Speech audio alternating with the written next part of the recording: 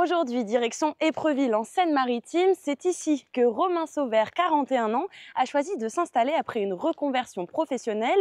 Il est devenu héliciculteur. Le mot ne vous dit rien, c'est normal, c'est un métier encore peu connu. On vous explique de quoi il s'agit.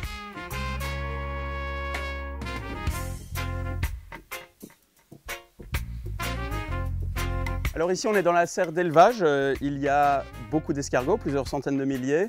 Et chaque année en fait je vais recommencer cet élevage en semant et en faisant grossir les escargots pour les préparer pour Noël. Le gros gris s'élève très facilement. En 5 mois ils vont atteindre leur taille adulte si tout se passe bien. Ancien infographiste, Romain a troqué les écrans pour rejoindre le clan très fermé des héliciculteurs. En France, ils sont à peine 400 à élever des escargots. Il y a quelque chose moi qui m'a convaincu de faire ce métier-là. C'est un soir, j'ai visité les serres d'élevage pendant la nuit, donc quand les escargots sont actifs. Et il y a une musique avec leurs coquilles qui se frottent les unes contre les autres ou avec simplement en tombant. Il y a vraiment un son particulier qui, ce jour-là, m'a dit « Ok Romain, c'est ça que tu vas faire comme métier ». C'est un animal qui existe depuis les dinosaures pratiquement. Mais l'escargot est resté très simple, il a un cerveau très simple, mais par contre tous ces mécanismes de reproduction, de protection, de déplacement, ils sont hyper au point. Donc ils sont hermaphrodites, mais ils ne sont pas autoféconds. Donc ils ont besoin de s'accoupler quand même pour faire des bébés. Les deux mâles ici échangent entre eux des spermatozoïdes. Et à la fin de leur accouplement, en fait, ils vont se séparer et se transformer tous les deux en femelles.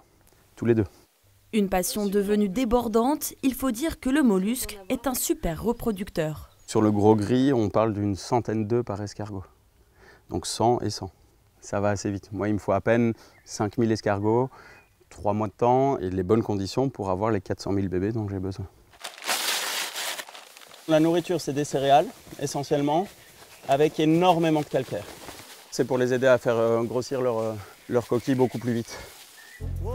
C'est au laboratoire de la ferme que les escargots seront transformés avant d'être consommés. En France, on a cette culture de l'escargot, alors soit déjà préparé comme je suis en train de le préparer là, soit en chair courbouillonnée, donc c'est des chairs qui ont été préparées, qui ont été cuites, mais qui n'ont pas été beurrées. Et du coup, nos grands-parents, souvent, ils adorent les préparer eux-mêmes en utilisant des escargots de qualité qu'ils viennent chercher chez moi.